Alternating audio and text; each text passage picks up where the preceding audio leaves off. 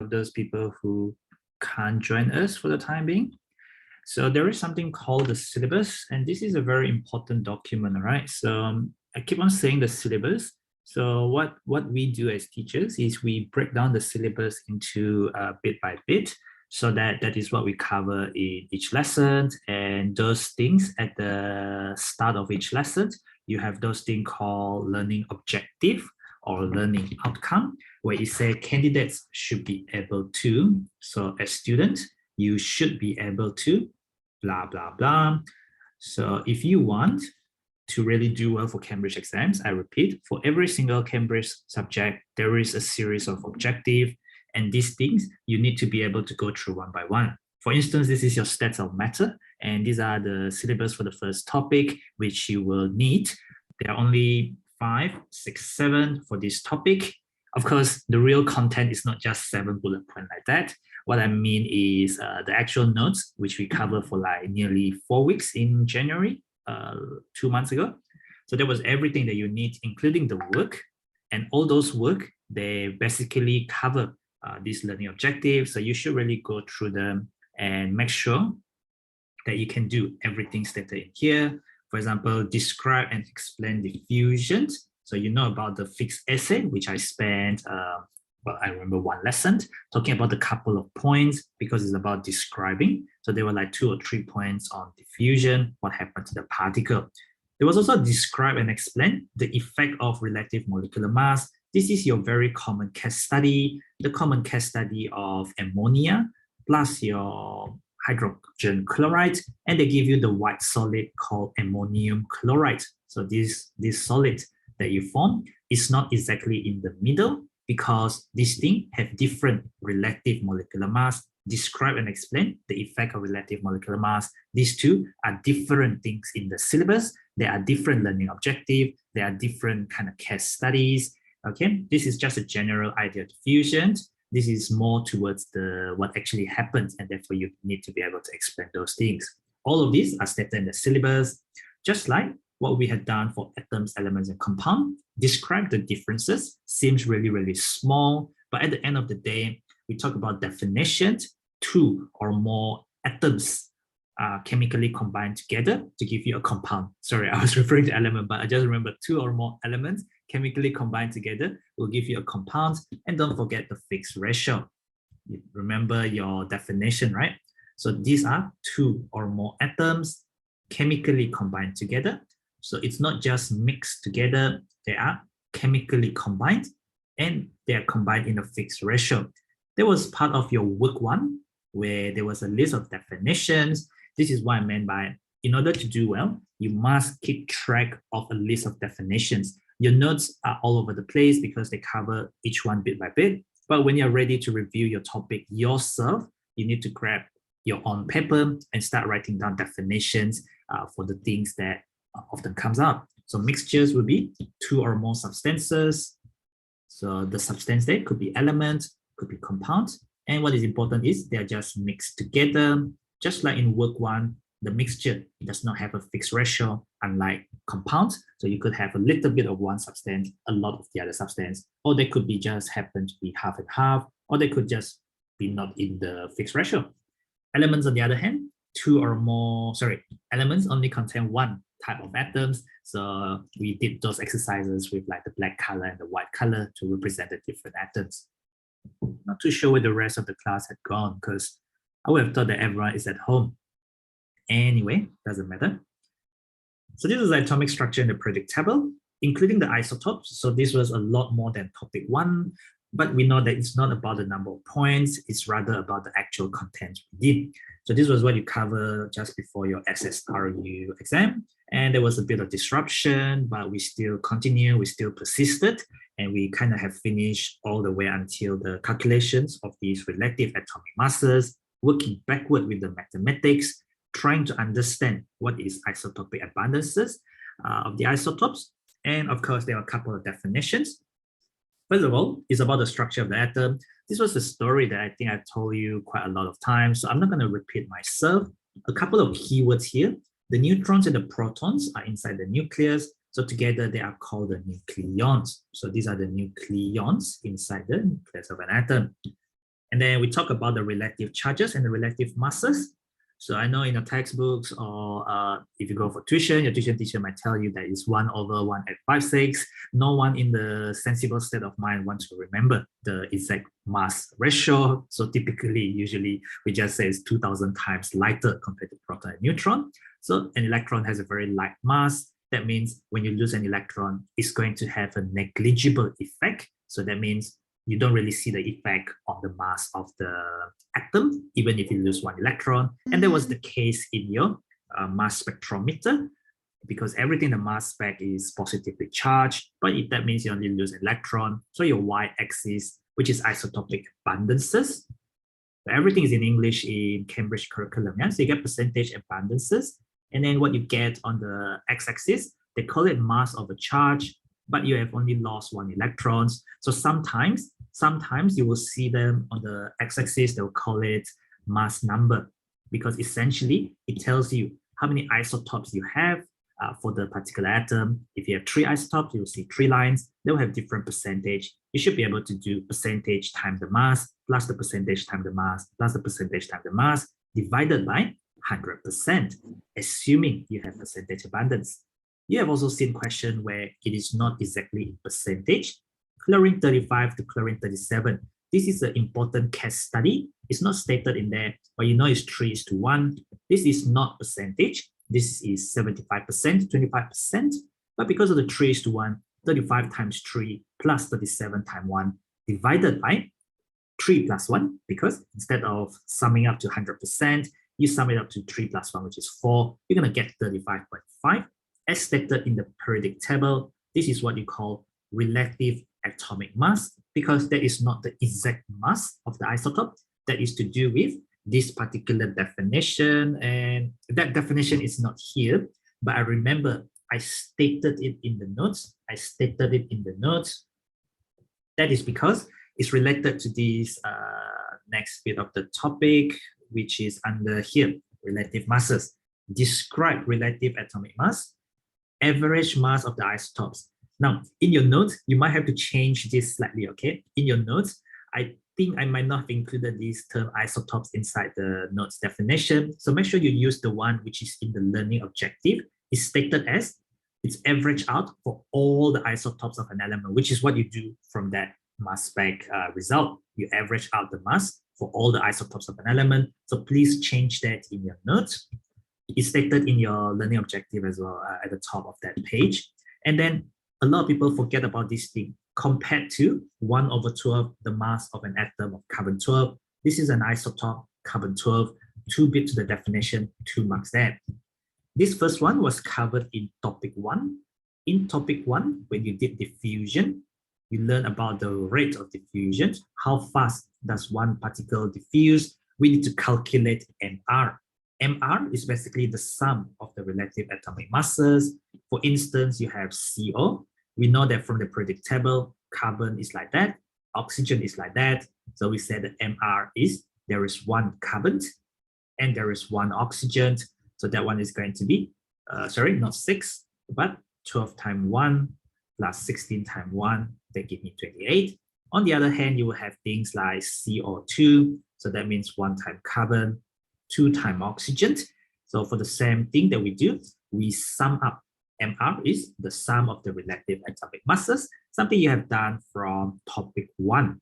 So that will be 16 times 2, because I have 2 oxygen. So 16 plus oxygen, so 16 times 2 there. This will give me 44. But that was using the sum of the relative atomic masses. In your periodic table, these are called relative atomic masses. Relative atomic masses. Because your periodic table does not show you the international nuclide notation. This relative atomic mass is an average mass, but it's not enough to just say it's average mass. Average mass for all the isotopes of an element. That was what you did when you do those calculations. So let me just remind you, when you have chlorine 35, you will read 35 there, you will read 37 there. That will be your mass number, or they just said the mass, and then they said the percentage. This will be 75%. This will be 1%. Oops, sorry, no, 25%. So chlorine 35, you have a lot more of it. So 75% multiplied by 35 plus the 37 times 25 divided by 100% because percentage is out of 100. A lot of people, you are not aware of the power of bracket. Bracket is very powerful. And then when you do this, you do the calculation like that, you sum up the top bit first, and then you show the calculation, you get 35.5, which is an average mass for all the isotopes of the element, and is relative to or compared to 1/12, the mass of an atom, carbon-12. And then when you want to work out the relative molecular mass of chlorine, because you learn in topic 1, there are some elements such as chlorine, nitrogen, oxygen, hydrogen, bromine, etc., etc. These are what you call diatomic. These are elements because they only contain 1 type of atoms, but it is a molecule because they contain 2 or more atoms bonded together. So when you have chlorine, it actually means Cl2. So when you calculate the MR, it actually means sum up all the relative atomic masses. So they give you 71. However, we also know that as a result of the isotope, if you have 2 different isotopes, you can have different combinations for the chlorine, such that we can have 35 chlorine and 35 chlorine because we have 2 chlorine. For each chlorine, we have a choice. Is it 35 or is it 37? Okay, and then we could have 35 plus 35, which is 70. Remember, this is average. This one is exact. When I pass through mass spec, I'll get the exact mass based on the isotope present. I could also get 35 Cl, 37 Cl, because there's 35 plus 37, that gives me 72. You could think about 37 and 35, which will be the exact same thing. If you have the same mass, it will appear at the same place. Therefore, it doesn't give you a different value. It gives you the same reading, so there is no extra reading from 37, 35. But of course, we can have 37 chlorine and 37 chlorine. That will give us 74. So altogether, you get 3 different readings. And there was one of the question that was asked in work 4, I think, work 4 or work 3 MCQ, I forgot which one already. But this is the kind of things that are related to the idea of isotopes. They're related to the idea of AR, being the average mass of the isotopes, but the isotope itself has this mass number that will give you different additions, different addition based on the isotope present, and therefore the different combination. Okay, so I hope that makes sense so far. These are definitions, and again, definitions are as stated in the notes, as stated in the syllabus. I did not plan the notes, out of nowhere. It was all planned in the grand picture. So the grand picture is, what do I want you to learn? We talked about this story a couple of times already. I talked about labeling, what is inside the nucleus, the protons, the neutrons, proton number or atomic number, they are the same thing, or atomic number or proton number. They are the number of protons in the nucleus of an atom. These are definitions. The same thing there, nuclear number is the total number of protons and neutrons in the nucleus of an atom. We call them mass number because, as you know, electron is around 2,000 times lighter than proton neutron. The mass of an electron is almost negligible. Therefore, your mass number comes from the mass of the proton and the mass of the neutron. So however many protons plus however many neutrons in the nucleus, which is the heavy one. That will give you the mass number. There was one whole lesson on electronic configuration of elements. And then we talked about ions. We talk about 2 kinds of elements. We talk about metallic elements. So the metallic elements, such as group 1 and group 2, they will lose electrons. They're on the left-hand side of the periodic table. When they lose electrons, but they don't lose their protons, they just lose electron, you lose negative charge. So you form cations. Cations are positive ions because you lose negative charge. On the other hand, you have the nonmetals on the right-hand side of the periodic table. They prefer to gain electrons. Your atoms doesn't have any charge, but when they gain negative charge, they're going to become negative ions. So the nonmetals, you got to think about how many electrons do you need to gain to complete the outer shell. That's the purpose of forming ions, to complete the outer shell, to fully fill the valence shell. Such as this 2H3, this is first shell, second shell, third shell. So this is third period, and this is in group 3 with 3 valence electron. This is aluminium from the periodic table. Aluminium is a metal, So what it does, even though it's on the right side of the periodic table, but it is a metal, it will lose electron. It will lose 3 outer shell electrons so that I can get to a fully filled second shell. When I lose 3 outer shell electrons, I will get aluminium 3 plus, I will just have 2,8 because I lost 3 electrons. Therefore, I only have 10 electrons now, but I still have 13 protons because I am still aluminium. There's my identity there. When you did all that electronic configuration for the first 20 elements, you should really have a feel for the symbol, for the position of the elements, because that's what a chemist do. You have that intuition, and as you develop that intuition over time, you become a better chemist as you know the periodic table without looking at the periodic table more and more, okay? Normal gases do not all have 8 electrons because you always think about helium. Helium has a fully filled first shell, only maximum 2 electrons in the first shell. Group number, group 1 to group 7, they tell you how many outer shell electrons they have. They don't talk about group 8 because helium is in group 8, but it only has 2 electrons in the outer shell because it's in the first shell. How many shells get occupied? Occupied means you have electron in the shell, but it doesn't necessarily mean it's fully filled. That is your period number. What row are you in the periodic table?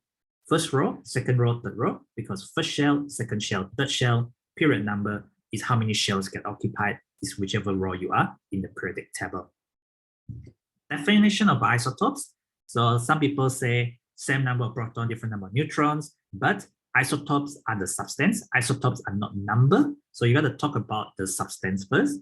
It's the object, it's the different atoms of the same element. I think in the notes, I forgot to include this different. So make sure you can include that as part of the syllabus because that's what the syllabus taught you. Different atoms of the same element with the same number of protons, but different number of neutrons. Now, this is the very last thing I did, I think, the last lesson. This was just a very short thing, but it's a very important idea. Isotopes, because they are of the same element, they have the same chemical property. Why do they have the same chemical property? Explain. This could be a paper 2 structured question. Then you need to talk about same number of electrons, because if they are atoms of the same element means same proton number.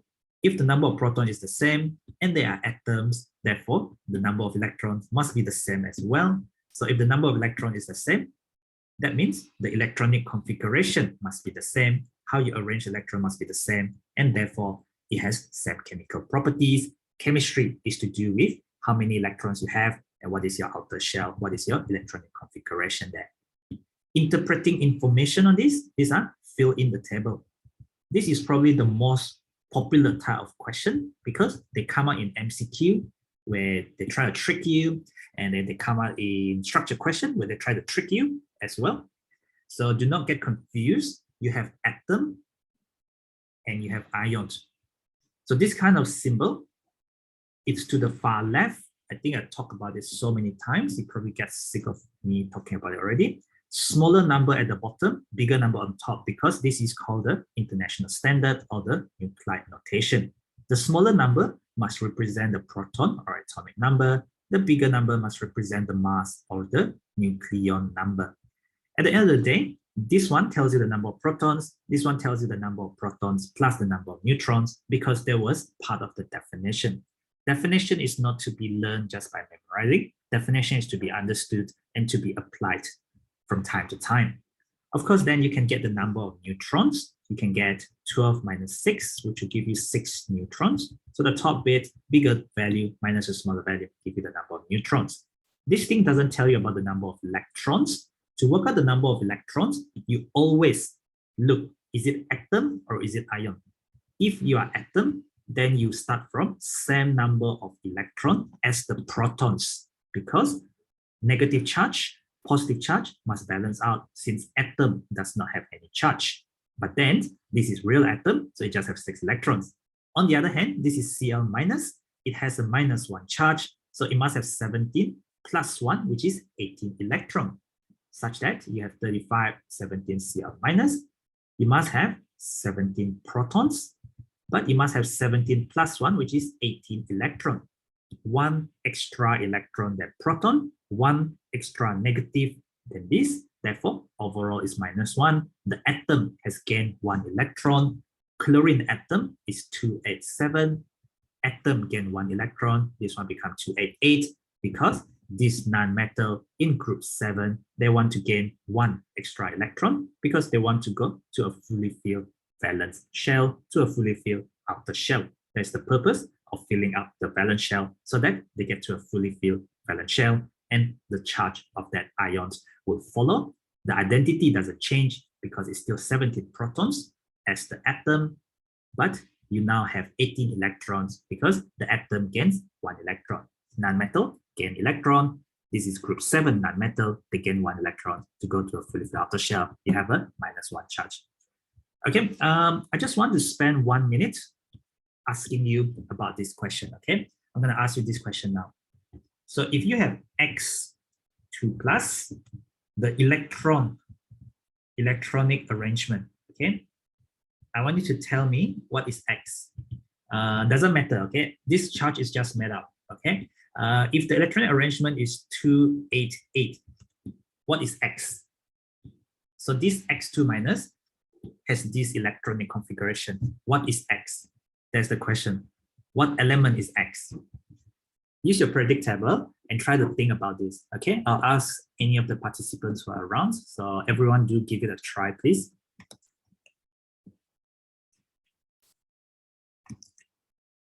So have a look at your predict table. Think about what is meant by electronic configuration. So electronic configuration means you need to think about what does it tell you in terms of the number of electrons. Okay, how many electrons are there? But the X identity comes down to proton number. So how many protons do you have? But we also need to consider this is charge. This is not atom. Not atom. Atom is uncharged. This is ion. Ion is charged. This is a positive ions. This one is called a cation. So doesn't matter it's a metal or non-metal. This is just a random thing. I just want to find out what you can think and what you cannot think. Okay. So go on, everyone, give it a try. Find out what is X. And I will ask any of you. Okay. Hazira, are you ready to tell me, Hazira? Are you there, Hazira?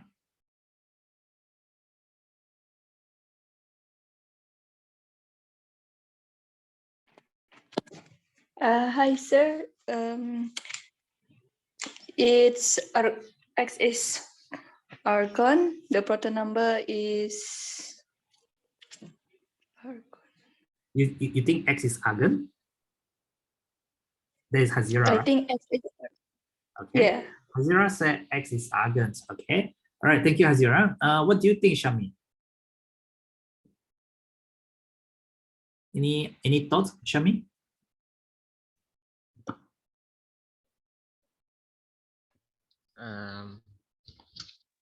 My answer is the same. Yeah, argon as well. All right. Okay. Hazik, are you there? Yes. What do you think? What is X?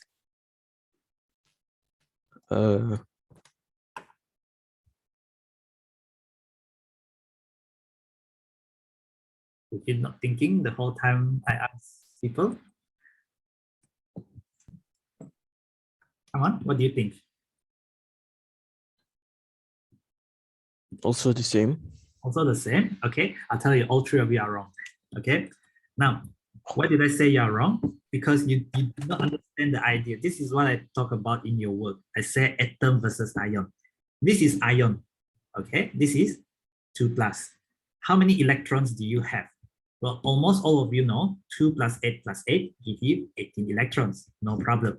So you have 18 electrons. This is X2 plus. So how many proton must you have? If you say it's argon, then you will have 18, right? But 18 electrons and 18 protons will give you atom. So it is not argon. It is not 18. When you have plus 2, do you have more protons than electrons, or do you have more electrons than protons? What do you think, Raymond? When you have positive ion, you want to have plus 2. Do you have more electrons than protons, or do you have more protons than electrons?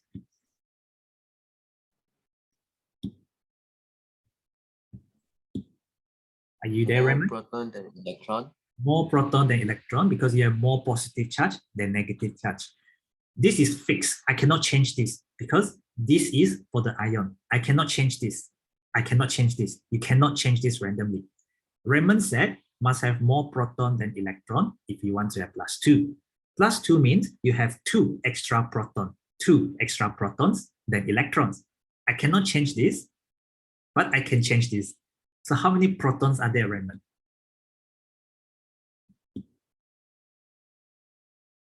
Are you there, Raymond? How many protons are there? 20. 20 because it's 18 plus 2, so I get 20. If I now have 20 protons, you can see why you get +2. 2 extra protons than electrons, I get ion. I don't get atom, I get ion. That's why atom is uncharged. Ion is charged. Positive charge means your atom lost electron. Your atom lost 2 electrons. That's why 20 minus 2, you get 18. But we work backward. If you know how to work forward, you know how to work backward. Okay. Now, when you have 20 protons, now this is the time for you to go to periodic table. 20 protons means atomic number must be 20 because atomic number is the same as proton number. It tells you how many protons you have. So you want 20. This element is not argon. It's actually going to be magnesium. Can you see that, everyone? Is this clear, Hazira and who was it just now, Shami and Hazik and everyone else, I guess? All good?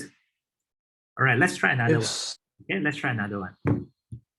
I know I haven't gone through the questions yet, I know, okay? But this is the same concept that you need to appreciate, okay? 2, 5. If you have 2, 5, if you have, I don't know, Z, what charge is the ion of Z when it wants to complete the outer shell? What charge does Z have when you want to complete the outer shell? What charge does Z have when you want to complete the outer shell? What do you think, Kashfi? So this is atom. Don't look at the periodic table. No need to look at the periodic table. Just look at these, and you should be able to tell me how many electrons does it want to gain to complete the outer shell.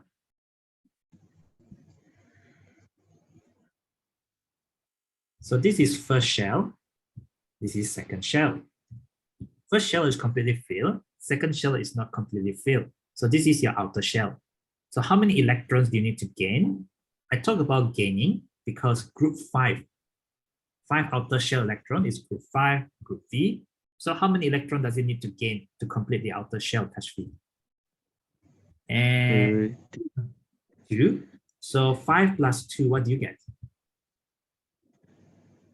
7. How many electrons can you fill up in the second shell? 8. So is this fully filled? No. So how many electrons do you need to gain to complete the outer shell? 3. 3. So it should be 3. Then it will become 8. So it gained 3 electrons. When you gain 3 electrons, what charge does Z have? So this is atom, it has no charge. What charge does Z have when you gain 3 electrons? Negative. Negative how many? You see, you need to be 3. negative 3, then 3 minus. Okay. What can you tell me about the number of protons here? How many protons are here, Kashfi? I don't know what Z is, right? No need to look at periodic table. I told you this is atom. So how many protons are there? 7. How do you get 7?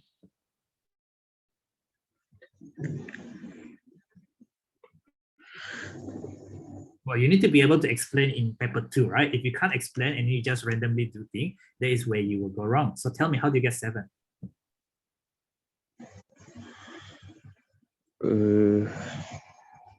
It's all right, come on. I mean, that's what you have learned for the whole month, right? You got to be able to tell me something.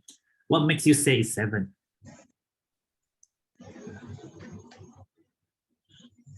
From the first and the second shell.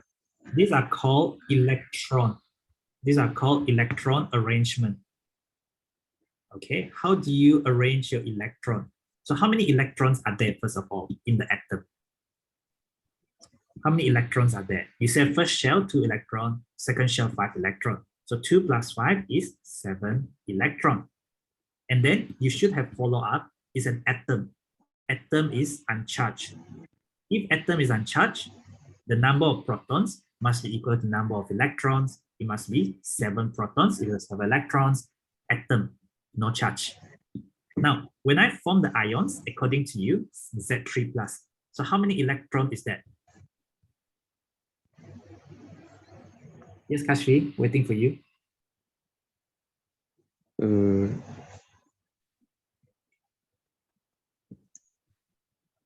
you know how to count it? 10 electron. 10 electrons because 2 plus 8, 7 gain 3 become 10 electrons. But the way you arrange it is 2 in the first shell, 8 in the second shell, fully fill out the shell. That is good. How about your proton? What can you tell me, Kashfi? Last thing I'll ask you. How about the number of protons?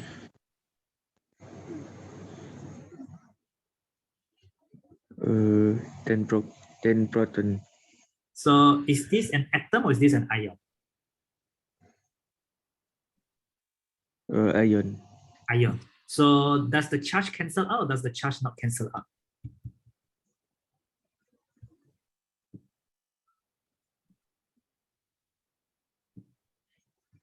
You told me 10 proton, right? And you told me 10 electron, right? Your own words kan? You yang sendiri cakap kan?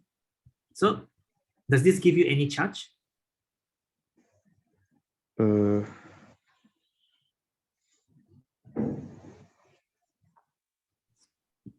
Minus 10?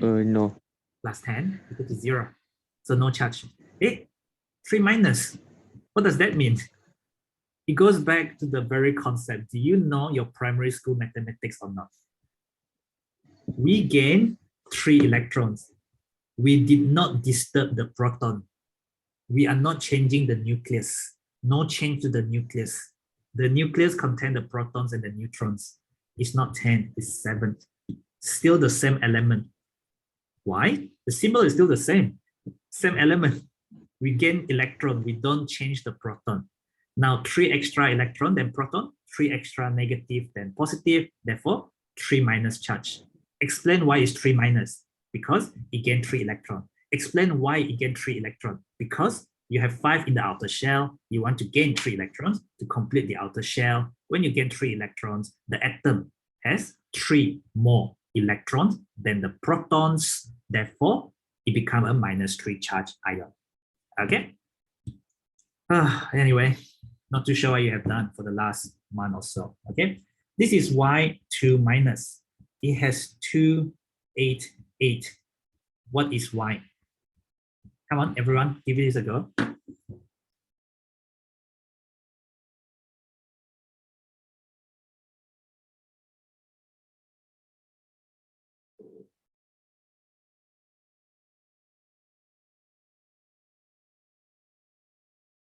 Okay, I'm gonna ask Alicia, are you there? Alicia is not there. Bazila, are you there?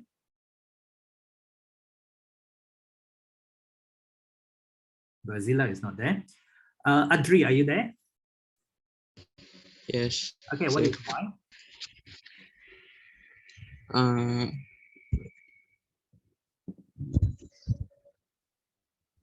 You need to be able to work backwards. Sulfur.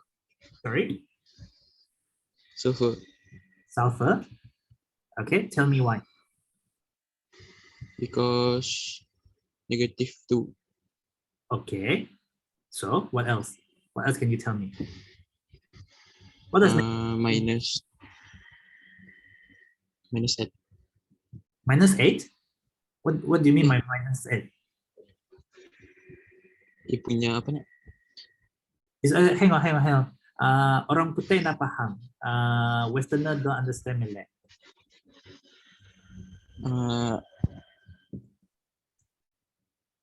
The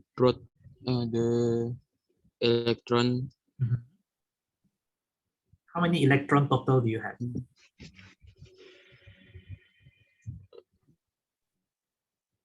Come on, how many total number of electrons do you 20. have?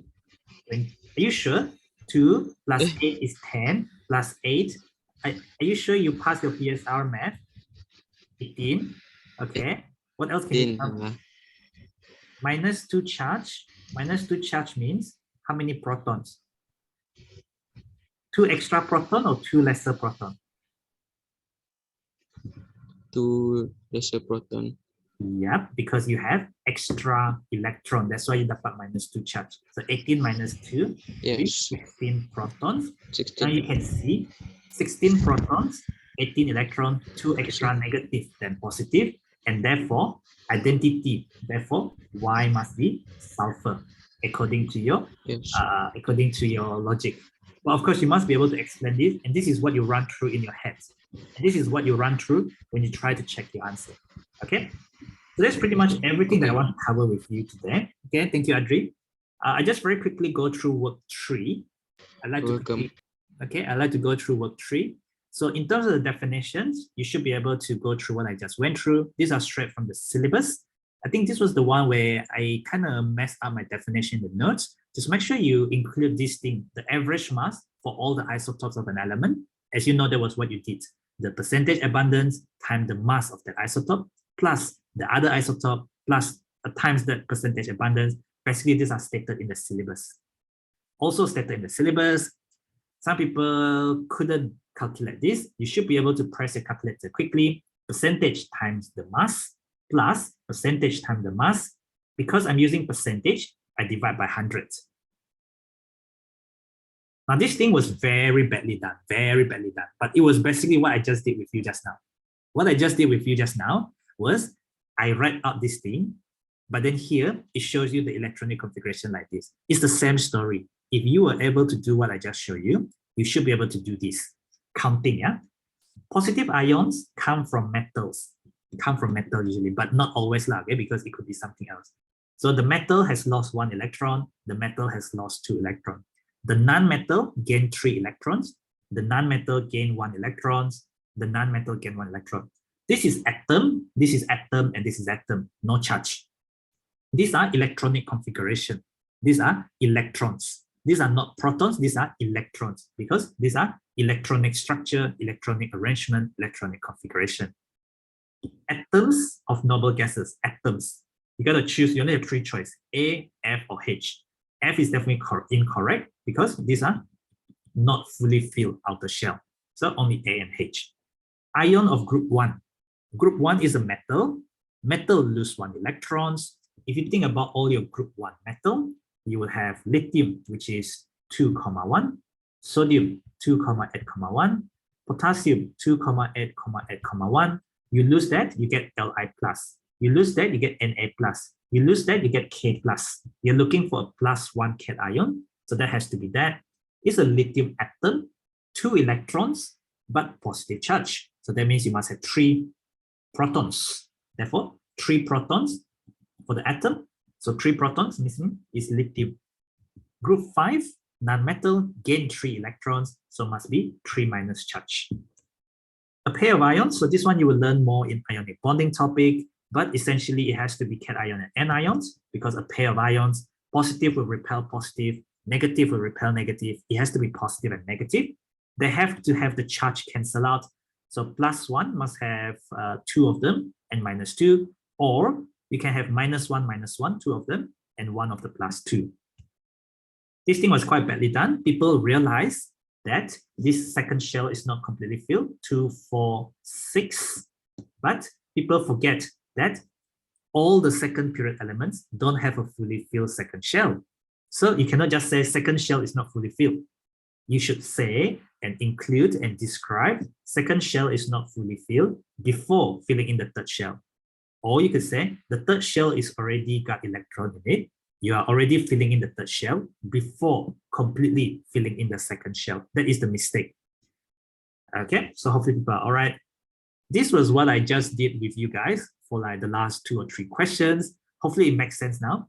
The ions is C2+. According to the question, the ion is C2+. The electronic configuration is 2,8. You have 10 electrons, but you have a +2 charge. So according to Adri just now, +2 charge means you must have 2 extra proton than electron. So you have 10 electrons, you must have 12 proton because 2 extra positive charge than the 10 electrons. Therefore, it must be 12 protons. Protons versus electrons. Atoms versus ion. Be very careful. Use the predictable. Chemical symbol. If you write down the name, you don't get anything. Symbol. Ion. Ion must have charge. If you write down the atom, you don't get anything. Ion number G has 2 electrons. So here, 2 electrons, but it has a -1 charge. It has 1 extra electron than proton. That's why it's -1 charge. It has 1 proton. When you say it has 1 proton, then the atomic number must be 1. In your periodic table, atomic number 1 is hydrogen, but this is ion, so it's H for your element symbol, but it's H minus 1 because you have gained 1 extra electrons. Therefore, it becomes H minus according to the answer here. The next thing here, you form an ion with +3 charge, you lose 3 electrons. After you lose 3 electrons, you have the same structure as H, which is 2,8. The H there is not hydrogen, it's referring to this H, 2,8. After you lost 3 electrons, you become something like this. After you lose 3, because +3 means you lose 3 electrons. So 2,8, you add 3 more electrons, 2,8, 3. That is the original number of electrons for the atom of this element, which when you lose the 3 outer shell, you become Al3+, and you have 2,8 electronic configuration, same as H.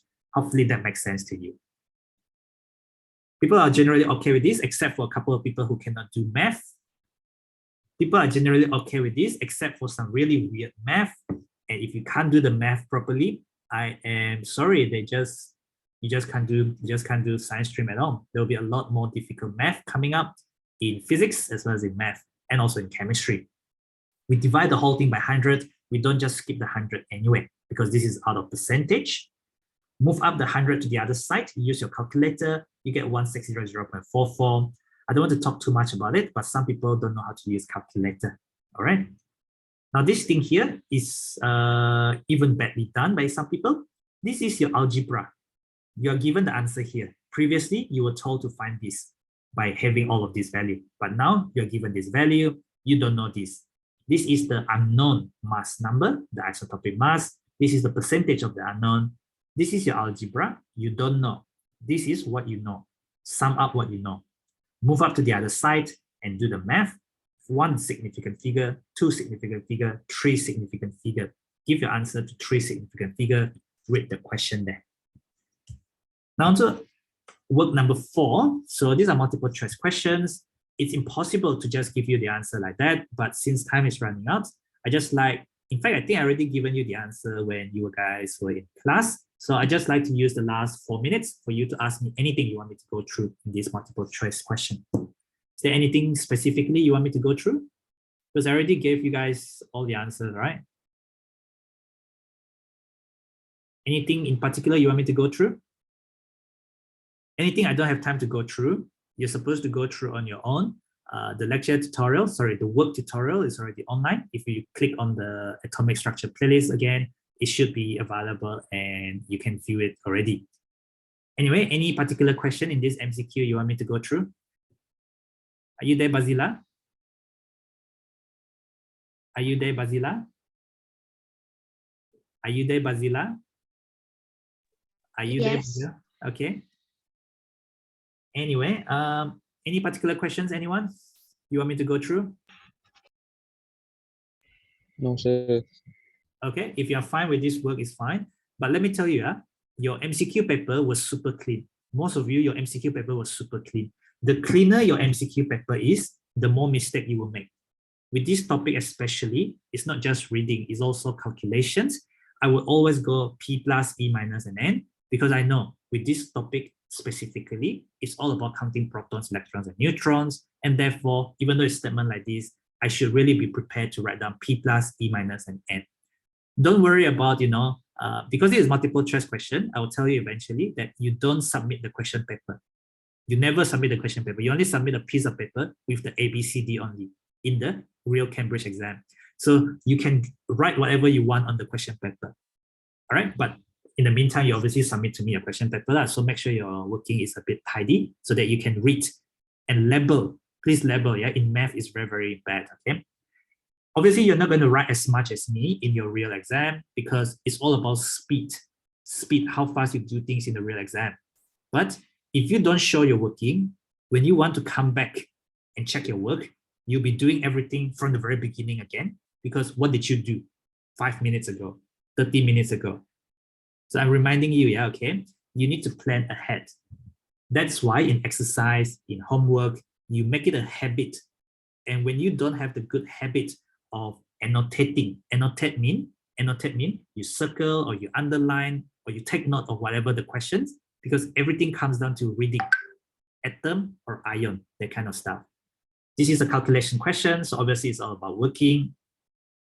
I don't think I can say too much about it. I mean, I've tried my best to underline and circle stuff to make you see what is going on. I've returned all your work and I've tried to underline and circle the stuff that I want you to see. But of course, that's dependent on you actually checking the work. All right, so all your work have been marked and returned to your personal folder. You are expected to mark them on your own, yeah? All right, I'll just stop it there. You need to go to your next class. Okay, thank you, everyone. I'll share the recording later on. Have a good day. Okay, bye-bye.